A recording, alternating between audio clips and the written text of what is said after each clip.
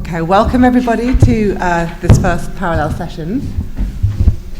The presenters are just making sure that they've got their presentations loaded up on the desktop.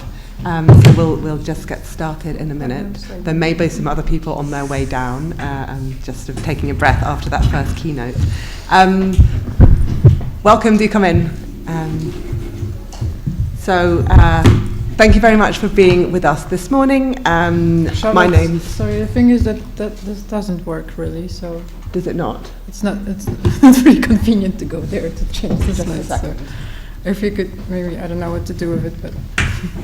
Because earlier... Oh yeah, it's better. I think you just... You have a better hand then. you have to maybe put a bit of pressure on the yeah, table. okay. I used it this morning, so I know. Okay, thanks a lot. It should have been it's okay. Okay, fabulous. Yeah. All right. Sorry. Okay, so we'll get started with this of the first of the parallel sessions. We're panel 3, Kinship Across Borders, we've called this, and we've got 3 excellent papers that I'm very much looking forward to hearing. I'm going to quickly introduce all of the speakers, and then we'll hear from them their presentations in order of the presentations on the programme, and then have questions for all of the speakers at the end. I think that's the best way to use the time, and also to try and encourage questions that might be seeing commonalities or connections and resonances across the different papers. As we said, questions, if you want to ask a question, it can be either in English or Italian. I will do my best to translate from Italian if anybody wants to ask a question in Italian, just to try and make it that it's as easy to communicate across languages as possible. Chairs, I'll be giving you speakers, I'll be giving you a little warning when you're coming up to the end of your time, so that would be great. Okay, so our first paper today is by Agata Stasinska and Joanna Micielinska, 2 colleagues who've worked together quite a lot. Agata is assistant professor in Collegium Civitas in Poland. She has a PhD in social sciences from the University of Warsaw, and is co-investigator in the project Imagining Queer Aging Futures, a study of LGBTQ aging in Estonia, Poland and Sweden. She was a research officer in the project Families of Choice in Poland, and co-investigator in another project, Doing Rights, Innovative Tools for Professionals Working with LGBT Families. And she's been incredibly active, publishing, organising conferences. I'll just mention a couple of important publications. The book Sociology of the Couple, Intimate Practices in Non-Heterosexual Relationships, and she's also edited and co-edited special issues of journals such as Sexualities, and published many articles on queer, kinship and intimacy. Joanna has a DSS habilitation in sociology from the University of Warsaw and a PhD in women's philosophy from the Institute of Philosophy and Sociology of the Polish Academy of Science.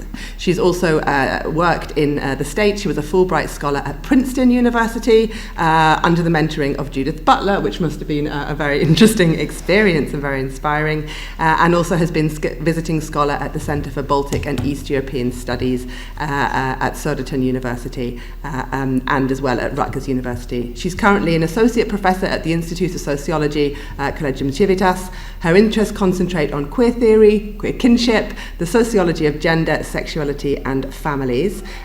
She also was principal investigation of the project Families of Choice in Poland, and has published widely on queer kinship, both books and articles. Our other 2 speakers, we have Emma Matse from Leiden University, who graduated from an international degree program and obtained a double title in the sinology field, the interdisciplinary field of sinology. She graduated from Karlsruhe in 2018 and has a bachelor's degree in Chinese language from Beijing Capital Normal University, and has recently returned from Taiwan, where she has been studying. And then our third speaker will be Lorenzo Ippolito, who obtained their doctorate in 2024 from the University of Brighton with a dissertation on complex families of affinity, non-normative kinship in LBT, migrant and second-generation people in the UK. Ippolito's research spans between queer kinship, sexuality and migration studies, allowing an interdisciplinary approach to exploring practices and expressions of queer kinship among queer queer migrants through an art-based methodology. So we have a range of different papers, from the more sociological to the more creative, and I'm hoping there are going to be some really interesting resonances between them. So without further ado, I'm going to hand it over to our first speakers of the session, to Agatha and Joanna.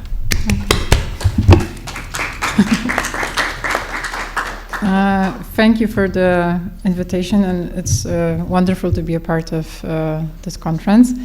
This is our first presentation on this project, to be honest, so bear with us. We are just finalizing fieldwork on this project, so these are really preliminary results. The study considers queers' aging futures. It's led by Lynn Sandberg from University of Southern. In Poland, we work together with Joanna, and in Estonia, we work with Rebecca Potsdam. The project explores how LGBT elders in Poland, Estonia, and Sweden, age 50 plus, imagine their aging futures and what they understand as livable lives, and how they adapt to aging through their everyday practices. We have 3 research questions, basically considering dreams and expectations of LGBT people regarding the aging futures, fears and challenges, and current practices to secure livable lives. The project seeks to empower aging LGBT communities and ensure their citizenship rights are recognized and respected. And hopefully it will provide practical insights for policymakers, NGOs, to enhance the quality of life, health, and well-being of LGBT individuals. And as both of us were working mostly on queer kinship till now, we try to accommodate this perspective into these studies. And as our keynote just said, there's no queer future without relationality, so it really echoes in our work. And just to sketch this, what is our theoretical framework? Our study disrupts dominant Anglo-American narratives by decentering Western sexualities. Not yet, maybe, but that's the plan. Prioritizing critical engagement with local contexts, rejecting linear development frameworks. Central to our inquiry will be the concepts of livability and queer temporalities, which inform exploration on aging in later life.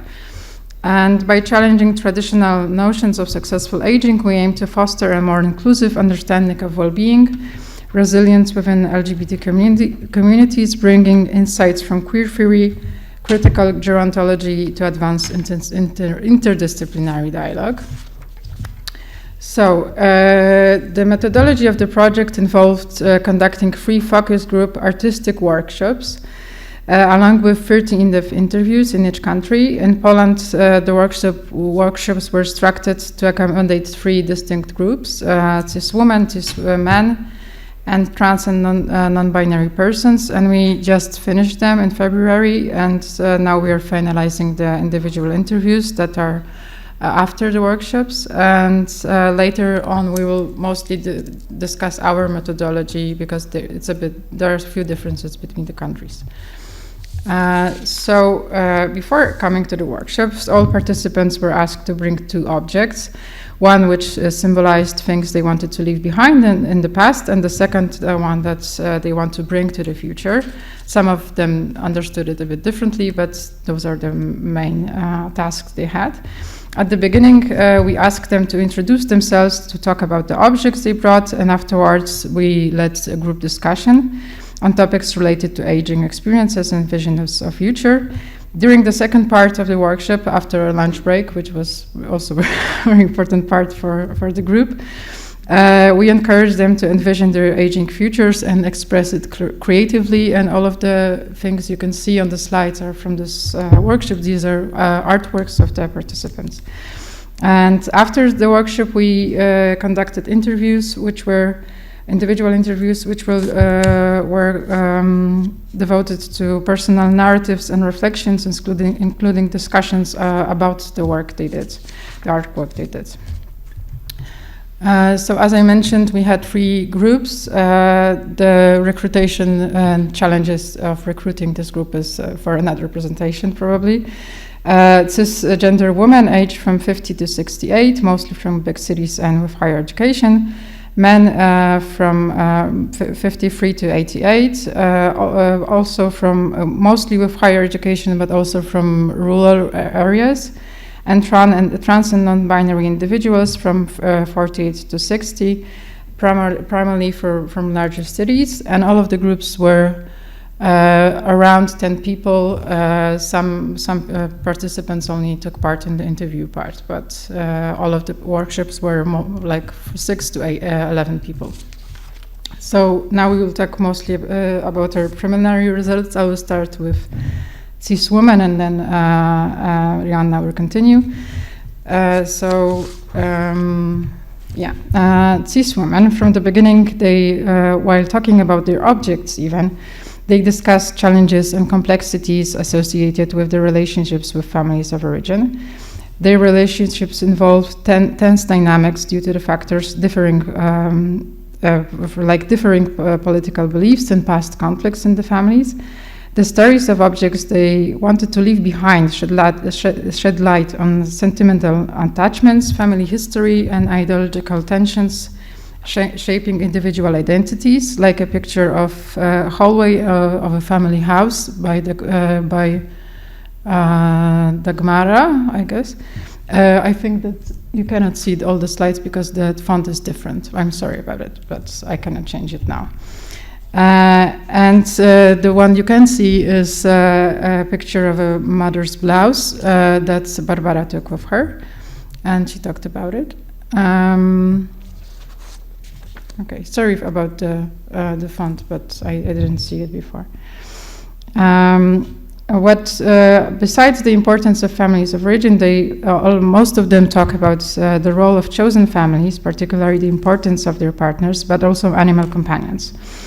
In her project entitled My Queer Family, Malvina captures the essence of her chosen family through insects photos, immortalizing both human loved ones and cherished animals. These tangible mementos serve as a constant reminder of their mutual care and support with her chosen circle. In turn, Dagmara brought her a collection of journals initiated with her partner 23 years ago during the first holidays. Filled with memories, captures on napkins from various places, these journals represent a testament to the richness of her life experiences over the past 2 decades. These family narratives underscore the profound significance of chosen families and the enduring value of shared moments and memories. So overall, there were 2 dominant aspects of cis women's visions of queer kinship and queer aging journey: the importance of health and autonomy and relationships. Danuta's reflections underscores the vulnerability felt by those without close families or partner support, emphasizing the need for comprehensive healthcare and support systems tailored to LGBT elders. And on the other hand, Milena accounts emphasizes the delicate balance between her strong desire for autonomy and independence and the significance of maintaining meaningful relationships. These statements collectively depict the complex interplay between health, autonomy, and interpersonal connections. Okay, and now we move to other groups.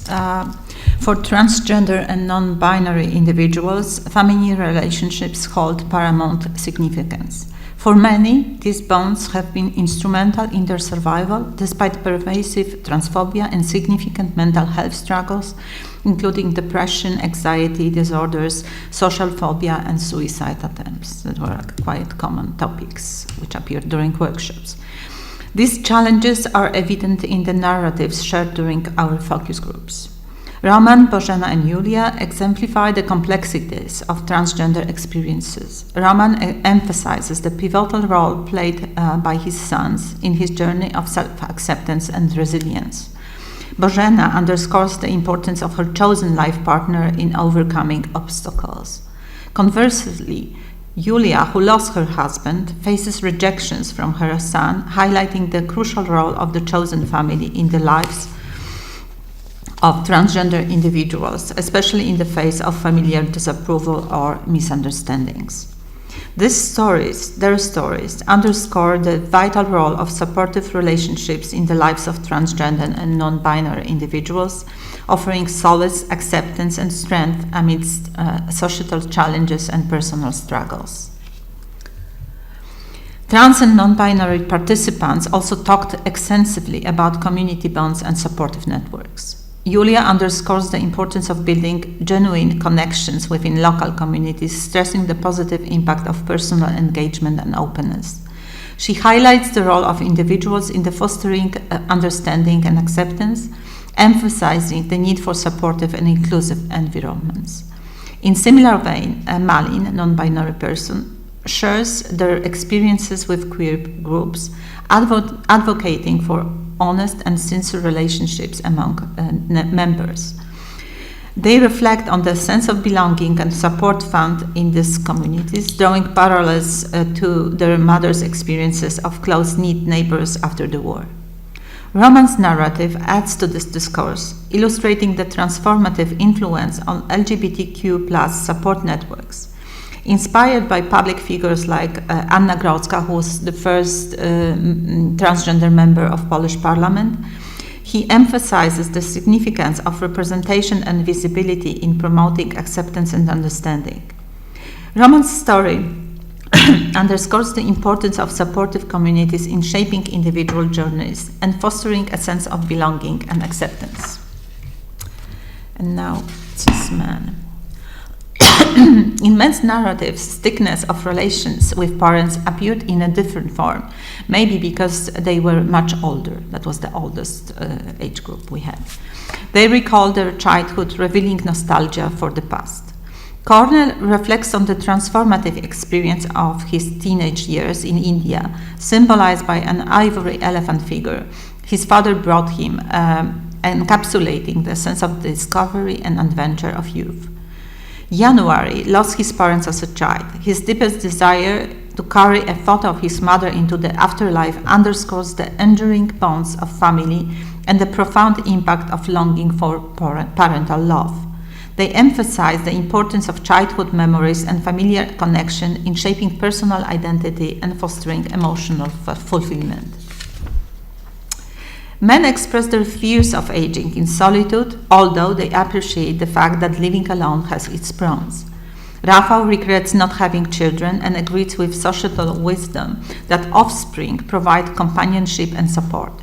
Mariusz sheds light on the discrimination faced by older individuals, recounting instances where ageism hindered his access to education. Lucian adds a nuanced perspective, acknowledging the benefits of solitude if one does not have a fulfilling relationships. He also, like the rest of them, highlights the importance of maintaining personal interest and connections outside of romantic partnership. These narratives underscore the complex experiences of aging and the need to address societal attitude towards older individuals. And to conclude, it is difficult to write a general conclusion because, first of all, these are just preliminary findings and we are still in the process of collecting data. Second of all groups differ in their dreams, expectations, and fears about the future. Therefore, here we want to focus on some emerging similarities and differences. Participants spontaneously, not being asked about their families of origin, brought them into the discussion. They recalled the difficult dynamics of familial lives, often conflicted relationships, exclusion, and the burdens they entail. They highlighted the thickness of these ties, emphasizing the weight they might entail. Particularly women expressed fears regarding the societal expectation that they would inevitably become caregivers for their aging parents, irrespective of the quality of the relationships, which might be tense. A prevailing concern among all groups was also the fear of burdening their loved ones as they are aged. Women often contemplated the idea of euthanasia as a means to alleviate this burden, while men harbored dreams of even plans of sudden death to avoid becoming dependent. Interestingly, all participants expressed a lack of trust in state support system. Instead, they relied on personal networks, especially partners if available.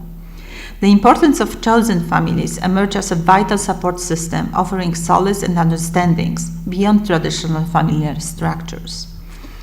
An important theme of the workshop with trans and non-binary people was the significant challenges faced by trans individuals, including past traumas, limited healthcare access, and fears of aging and loneliness. These narratives underscored the need for increased support and resources to address the unique needs of this community as they navigate aging and caregiving. And thank you.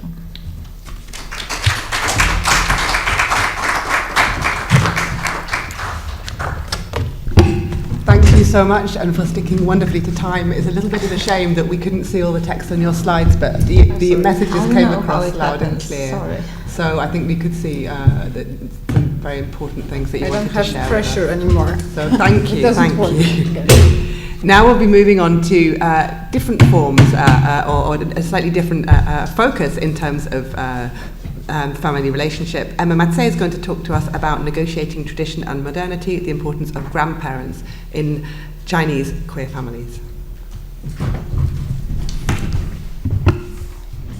So let's start. Oh, thank you. So the concept of family in China is rooted in centuries-old tradition and cultural values, and historically influenced by the Confucianist belief system. The Chinese notion of family extend beyond the nuclear family unit to extend to relatives and ancestors as well. For the Chinese community, family is a source of identity, support, and social cohesion. And central to this concept is of family is the intergenerational relationship, symbolized by the presence and influence of the grandparents, which are highly respected in Chinese society as they represent both wisdom and authority. So as they are essential in preserving cultural heritage, since they pass down values and provide the younger generation with both emotional and material and financial support. In response to this monetization, urbanization, and the evolving government policies and social structure that influenced China in the past century, what happened is that the traditional concept of family also went undergoing profound changes. Economic reforms, migration trends, especially from the small communities to the bigger urban centers, and family forms include queer families, have all led to the fragmentation of family structure. Within this context, the role of grandparents in queer family takes on an increased importance. They become not only source of wisdom and tradition, but also crucial allies in navigating the complexities of identity and acceptance. In a society where heteronormativity is still the prevailing framework, just like China is, the presence of grandparents can offer legitimacy, stability, and a sense of tradition to Chinese queer families.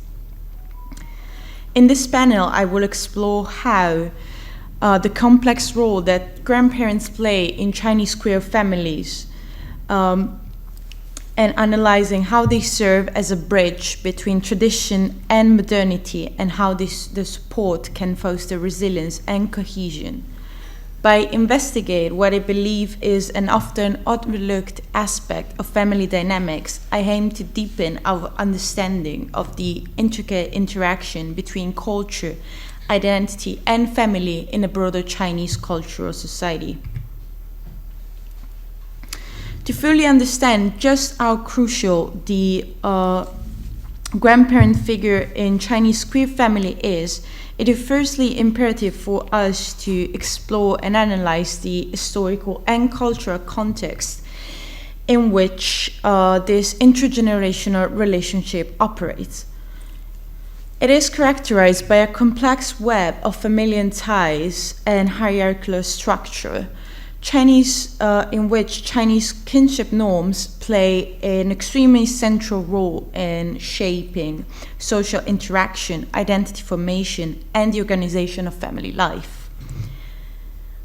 Confucian and Chinese kinship norm are therefore deeply rooted in century-old tradition and culture values, from the foundation of the Chinese society to now, and they reflect the enduring significance placed on familial bonds. The family unit in specific serves as a cornerstone of the Chinese social order and addresses not only individual relationship but also the broader cultural and social matters. Confucianism is particular, which is a prominent, if not the most prominent, Chinese philosophical and ethical system, originated in the 6th century BCE and has profoundly influenced the familial structure by emphasizing its importance. Central to the Confucian thesis is the concept of filial piety, in Chinese called xiao, as the essence of both benevolence and humanity.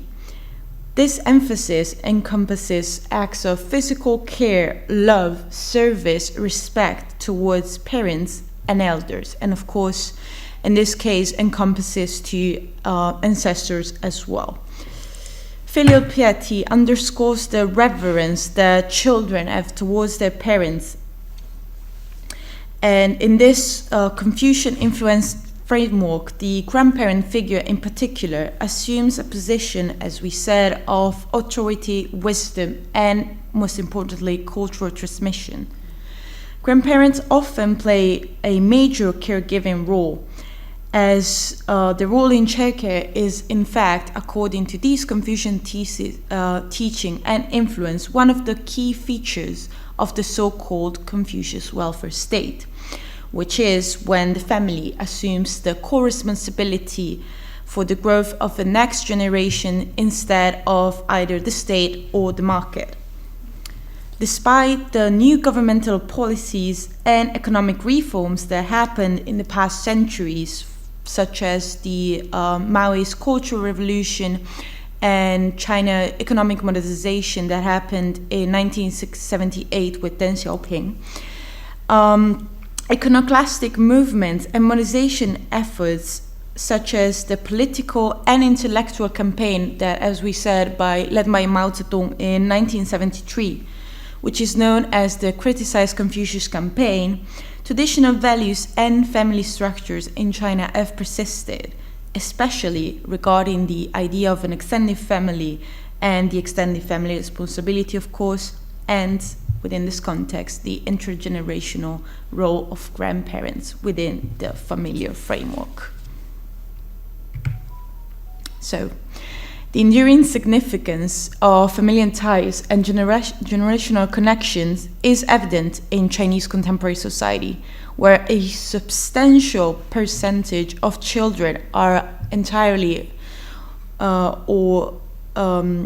raised or co-raised by grandparents, mostly because due to the migration patterns that happened in 1980s and the 1990s, when parents migrated from the rural to the urban areas in search for better job prospects, grandkids were left in the care of the grandparents, more often than not in the rural areas. A survey that was conducted in Shanghai in 2017 found that 88% of children did receive significant care and upbringing from their grandparents in the rural areas. It is thus clear how, unlike the counterparts here in the West, grandparents providing childcare is on a full-time basis is not a one-of-a-time occurrence, but is instead more often than not the norm in China. The implications of this is, of course, rendering existing Western theory completely irrelevant for studying Chinese grandparent care, and this makes hence this introduction, I believe, extremely necessary to understand the unique dynamics of Chinese queer family structure and the grandparents' role in them, especially to this audience, which I believe is not extremely focused on sinology. So, queer families, despite what the Chinese Communist Party would like to make us believe, they do exist in China, and they do exist within a complex social and cultural context that is currently shaping experiences and social perception. So despite the legal advances in recent years, such as the decriminalization of homosexuality that happened in 1997, and with it the crime of hooliganism that referred to the sexual act between homosexuals, and of course the removal from the official list of mental disorder in 2001, queer identities in China today still face incredible and significant challenges. And traditional family structure that are still today deeply rooted in Confucius value are emphasizing more often than not heterosexual marriages and filial piety, as we've seen. And this framework often create barriers for queer individuals that are seeking recognition and acceptance for their relationships. Of course, queerness has not only survived within this extremely challenging environment, but also thrived by creatively negotiating with, and at times even transforming, the traditional institution of the family. Chinese queer individuals are currently navigating their identity within the still incredibly influential Confucian framework, and to rework family values outside of the heteronormativity that has been the main framework in China. And they are transforming the idea of family in order to accommodate queer kinship dynamics. So the changes in family structure in contemporary China do show a trend towards pluralism. And the emergence of same-sex families is one of the manifestations of this pluralism. In contemporary Chinese families, children have become the focal point both for parents and grandparents alike, receiving the majority of attention, affection, and material support. This shift does represent a reversal of the traditional family norm where ancestors were once the focus, which has now been taken by the grandkids, with resources flowing downwards, including, of course, intergenerational care. Same-sex families do experience this dynamic similarly to heterosexual counterparts, with the newfound emphasis of grandchildren opening avenues for negotiation and fostering new family relationships. While having a child is not always the perfect strategy for coming out, it is true that grandkids can be a bargaining chip, and according to research, a fairly effective one for lesbian women and gay men who are seeking to successfully come out to the parents. Chinese queer individuals, in fact, often fear coming out to their parents. In fact, there was a survey that was conducted amongst 99 parents, amongst which 59.6% of them expressed their extreme unwillingness to accept their child if they were to come out to them as gay, with some even going as far as forcing them to marry. Chinese queer has thus found an alternative, which is taking part in nominal marriage, which is a gay man marries a lesbian woman, and through this strategy they try to cope with parental pressure to marry and to bear children. Interestingly enough, parental concern over children, and especially their sexual orientation, often diminish when compared to their desire to be involved in their grandkids' lives. It appears that once procreation is successfully achieved, parents seem less troubled by their kids' sexual orientation, thus emphasizing the growing importance of grandkids within Chinese family. In particular, the initiation of the parenting role brings about a change in the relationship between adults, gay children, and their aging parents, who often take pride in the unexpected role as grandparents. This transformation in Chinese families not only offers a new, unique socio-cultural context for exploring grandparenting in LGBT households, but also resolves the huge challenge of balancing non-conforming sexualities with the family's reproductive expectation.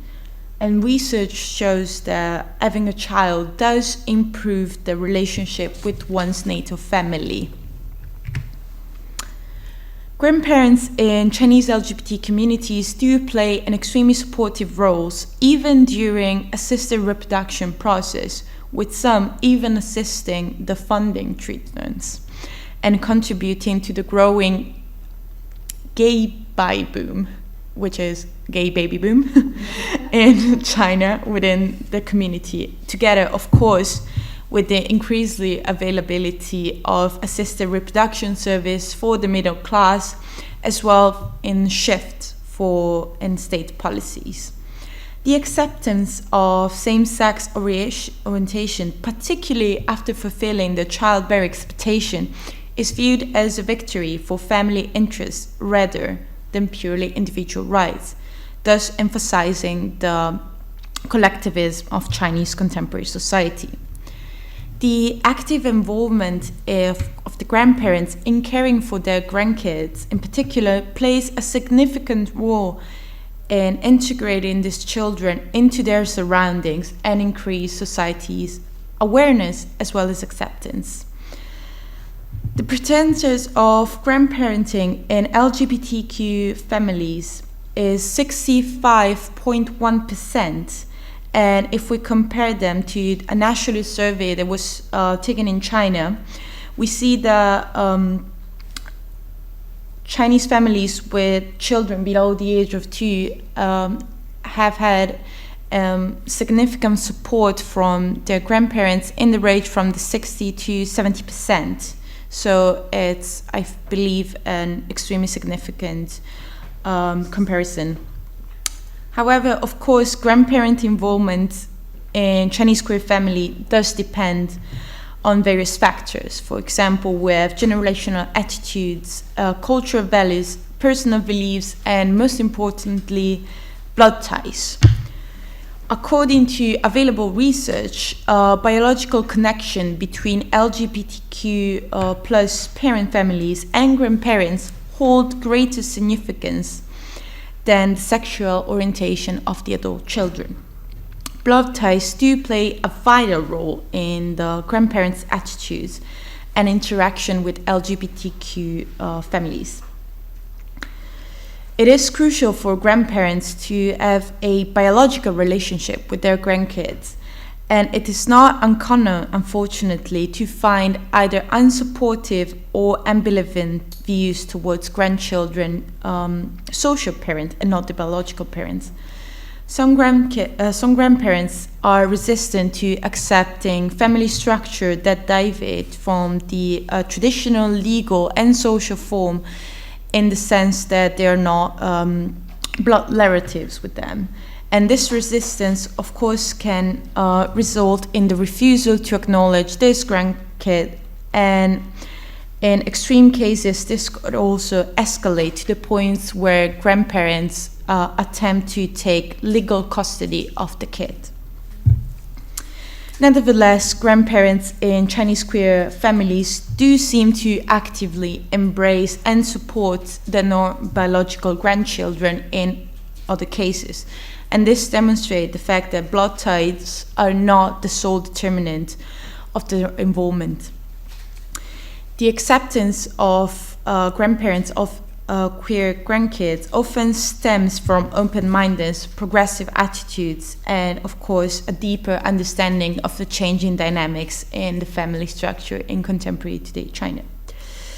This of course highlights the evolving nature of family bonds and the potential acceptance for and inclusion within this extremely diverse family framework. Yes.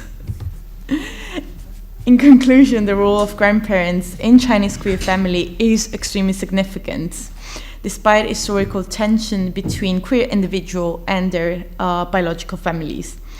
The prevalence of grandparent care within same-sex households does mirror broader society trends that do seem to be influenced by the current Chinese shifts and cultural traditions. The recent emergence of queer reproduction options coupled with the gradual grandparent involvement does signal a reconfiguration of family dynamics, state policy, and social attitudes towards queer visibility and inclusion. Intergenerational care not only foster and improve family relations, but also reflect shifting attitudes and acceptance of diverse family forms.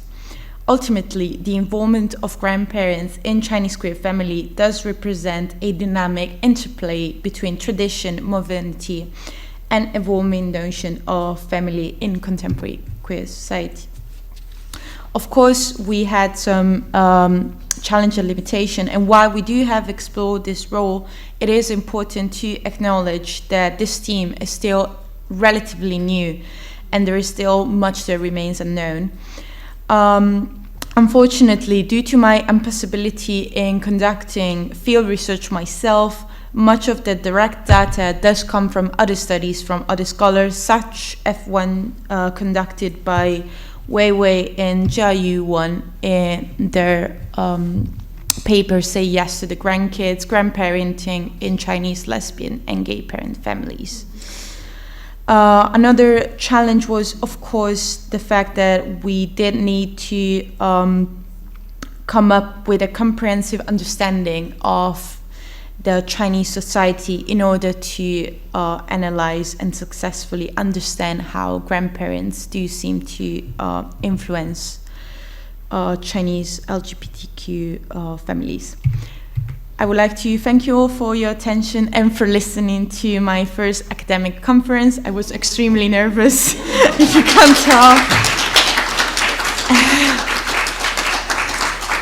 And if you have any questions at the end, I'll be happy to try and answer. And if you have any type of suggestions to how to improve this academic thing that I've been trying to do, please feel free to shoot me an email. And yeah, that's it. Thank you. Thank you very much indeed, Emma. That was a great first presentation. I didn't realise that we were having a debut here, so that was really well done.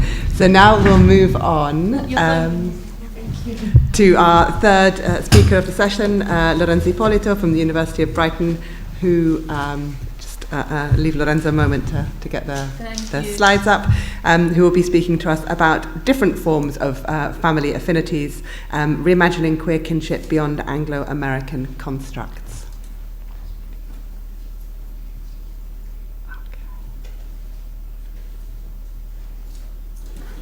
Looks like it's working. No. No? Is this not the right one? I'd like the notes to be just for me. I'm not sure how to. I mean, you can do it here as well. All right. If you go to presentation, that's it. This one doesn't work. You have, if you put a little bit of pressure on it. There we go. Impostazione. Yeah. And what do you want to do? Soleatore.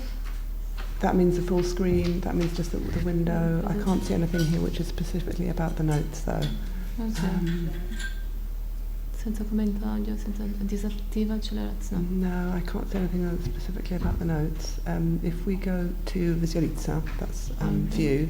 I think you should first put the presentation on and then see if you see The notes? Yeah, Okay, yeah. so You go just from Really need to. from the beginning, yeah. and see how it will. That's perfect, isn't it? Yeah, but then you don't see yours. No. Yeah. I can You use need my- to see the notes. I can yeah. use my computer to see the notes. That's right. Okay. Yeah, sounds like a good compromise.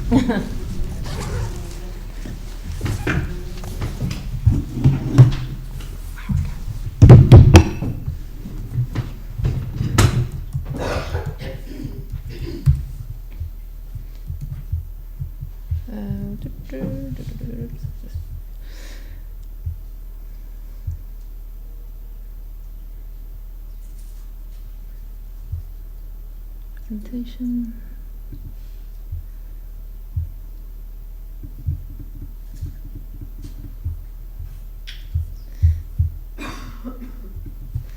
Okay, hello everyone. Before I start, can I ask whose mother tongue is Italian? And who has a different mother tongue? Well, Polish. What's yours? English. Anybody else? English. Who's bilingual? Perfect.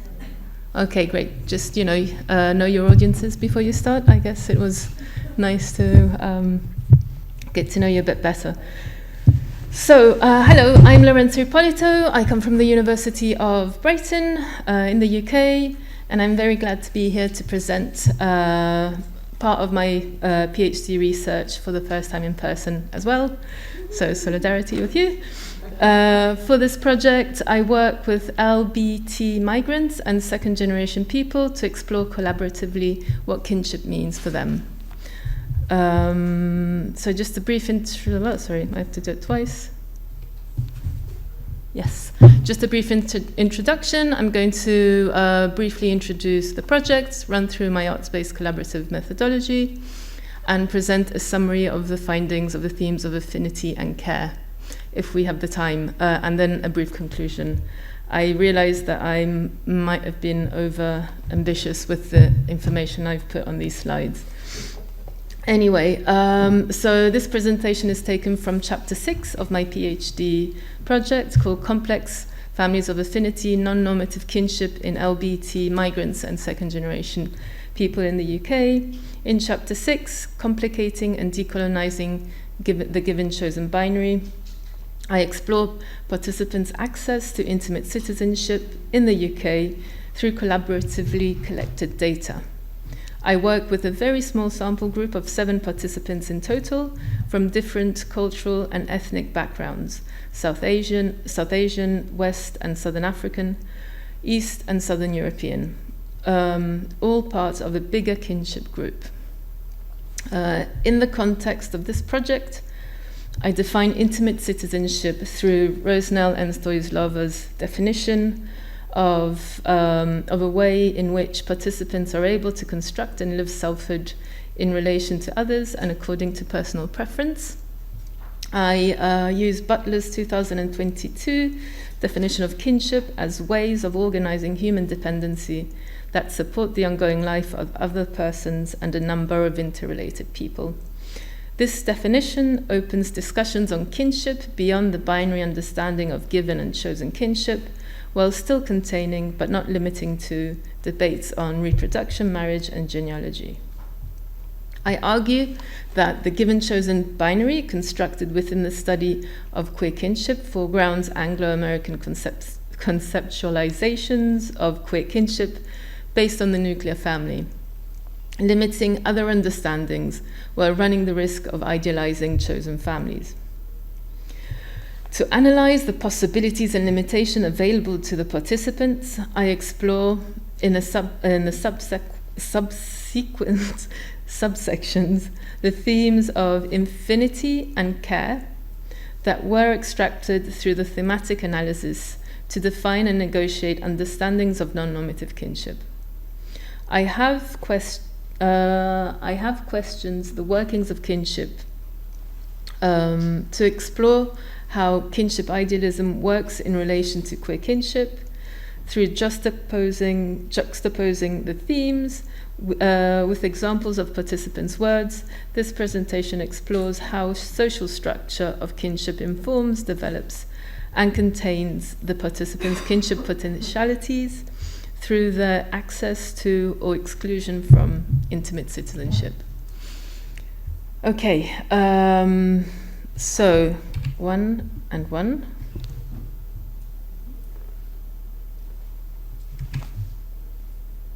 There we go. So here you can see some images of my my data collection. Well, the data collection that happened collaboratively with the participants. I'll maybe explain a bit more about it in a second.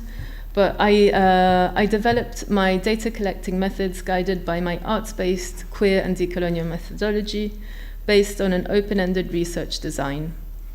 The methodology combines art-based and queer decolonial approaches, adding to an ongoing conversation on data collection within queer discourses.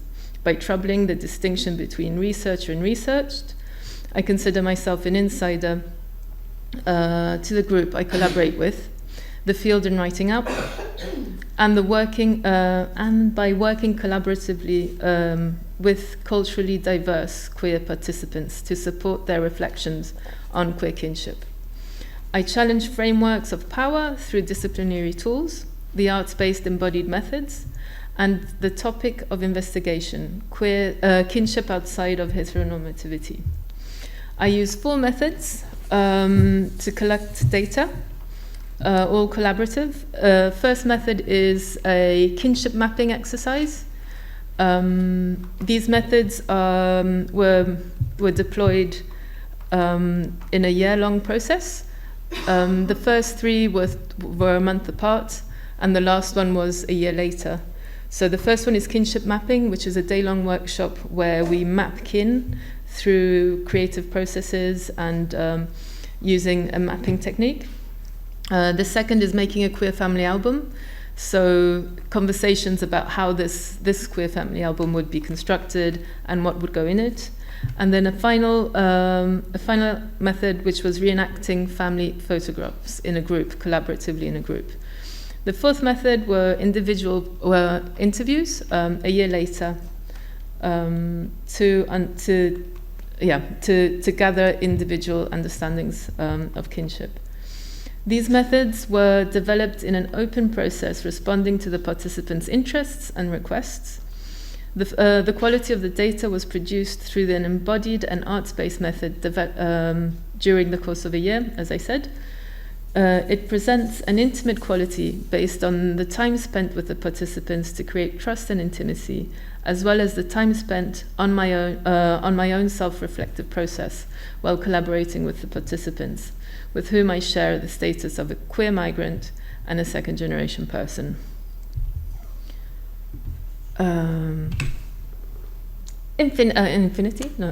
Affinity, sorry. So I use affinity to look in the participants' words for that affective dimension which distinguishes kinship from other forms of relationality and which makes kinship appealing. So why do members of the group feel the need of creating a kinship group rather than a special interest group or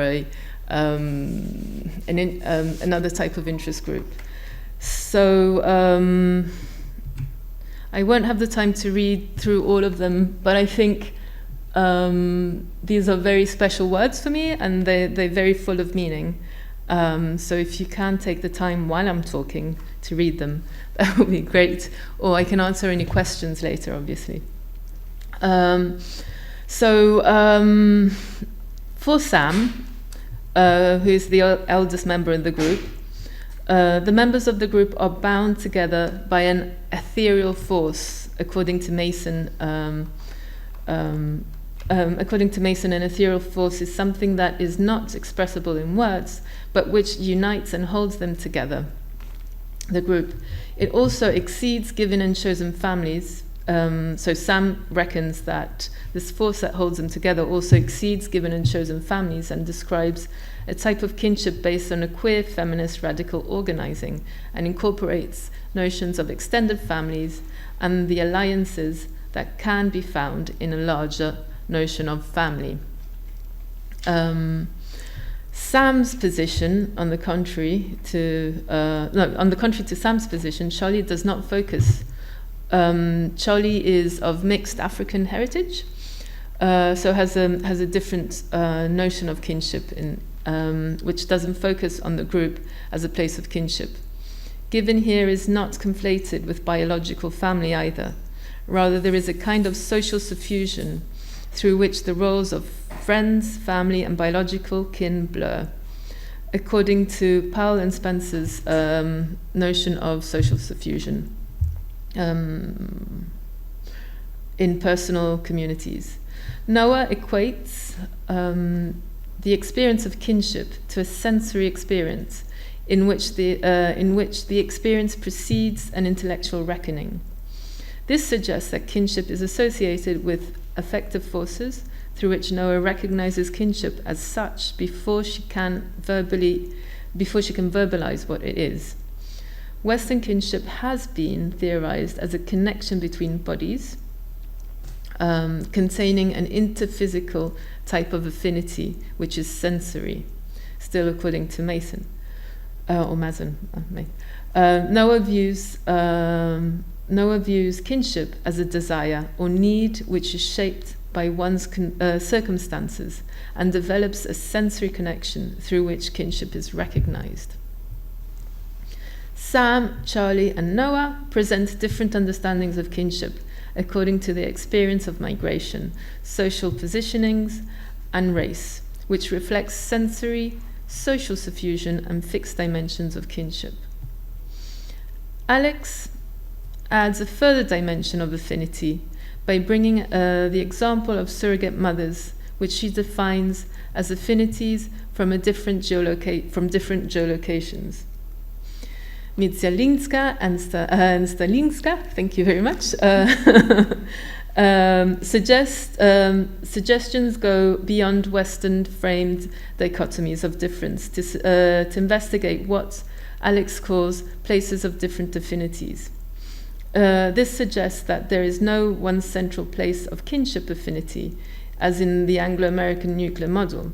Surrogate mothers are ordinary in Alex's life and are part of her kinship relations.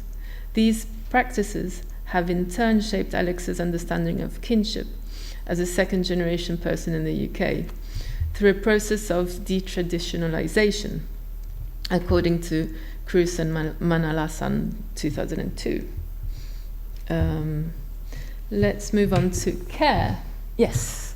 So I use Bartos' 2009 definition of care as a site of power dynamics which are culturally determined by dominant culture that decides what care is and how it should be delivered. So care is a much more conflictual area for my participants, which comes out especially through the interviews a year later, because of different definitions of care, which hadn't been explored in the beginning, I guess. The data analysis reveals that conflicts regarding care are instrumental to kinship relations. Butler, 2002's concept of kinship idealism guides my analysis of Sam's and Kai's differences on care in determining queer kinship for the participants. Moreover, the literature on the ethics of care enables the inclusion of an intersectional analysis which develops care as a socially constructed concept. Toronto 1993, sorry. According to Butler, 2022, actual and potential ruptures define kinship, even when it is imagined as enduring. I add that kinship is present in the tensions between what is imagined and what is possible. The discrepancies in perception of place of care might be the reason for the conflict. Oh, sorry, you can't see the quotes. So these are the quotes to which I'm referring right now. So the discrepancies in perceptions of place of care might be the reason for the conflict between Kai and Sam's highlights how the perception of care is central to kinship. Between the first method, the kinship mapping, and the fourth method, the interview, so a year apart, we see how certain developments have produced ambivalent results. This describes how the idealized definition of complex families of affinity has not satisfied all members, and that there is a perception of a lack of care. Specifically, Kai feels that Sam has not sufficiently participated in the practice of care which maintains kinship.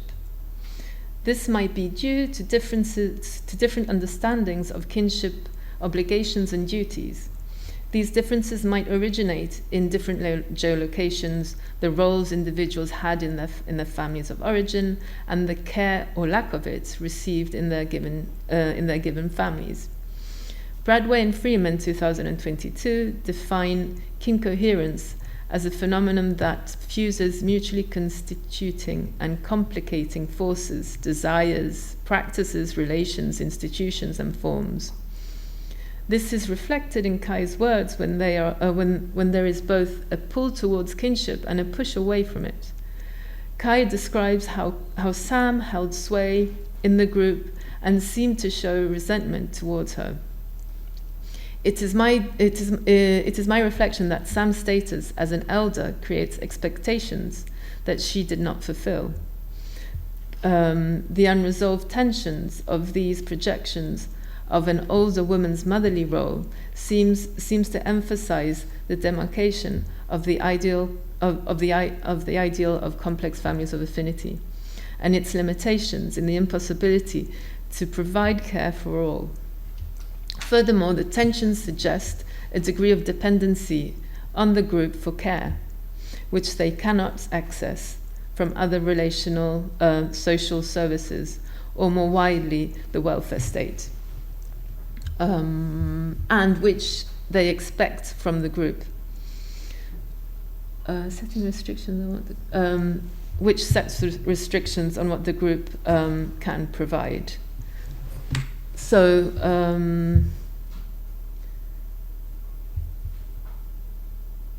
in this moving contribution, Kai states that there are limits to the care the group can provide. Care and the desire to be cared for is foundational and elusive in kinship and its practices. What care is remains unresolved for the participants. It harks back to the idealized care received from the given family and aspirations for better care to come. This is exemplified through the resentment towards the elder Sam, who maybe appears to them as promising more support, which materializes in practice. Moreover, care in this context is formed by multiple elements in maintaining a vision of the group that might be available only to some participants. As Kai states, not everyone shares Sam's vision of complex families of affinity. This highlights a certain affective inequality, which implies that care is available to some participants some of the time. Yet, the idealized notion of complex families of affinity holds strength for Kai and other members a year on. These competing ideas are part of the ambivalence in the group and form power relations which define their kinship. Through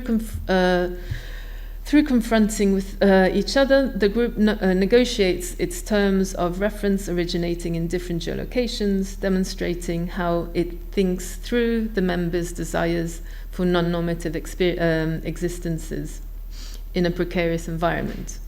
This process does not always provide equal care for all. However, it continues inquiring into intersectional experiences. And concluding Yes. So this case study delivers the notion of queer kinship as a practice of care involving negotiation, tensions, disagreements, conflicts, and which requires exploration to avoid any potential idealizations. I offer a new conception of non-normative kinship, complex families of affinity, which complicates the notion of choice as a founding experience in LBT queer kinship circles and expands notions of kinship in migrants and second-generation people beyond the Anglo-American family model. Notions of complex families of affinity based on feminist values, sensory recognition, circumstantial encounters, and social suffusion.